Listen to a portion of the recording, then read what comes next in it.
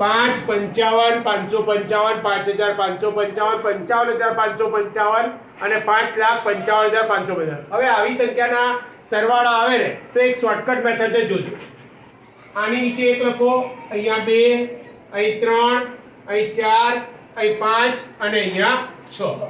હવે ગુણાકાર કરતા જાઓ તો 6 પંચા 30, 30 ની શૂન્ય વધી પડી 3, 5 5 25, 25 ને 3 28, 28 નો આઠડો વધી પડી 2, 4 પંચા 20, 20 ને 2 22, 22 નો બગડો વધી પડી 2, 3 પંચા 15, 15 ને 2 17, 17 નો સાતડો વધી પડી 1, 5 દુ 10, 10 ને 1 11, 11 નો એકડો વધી પડી ફરીથી 1, અને 5 એકા 5 અને 1 6.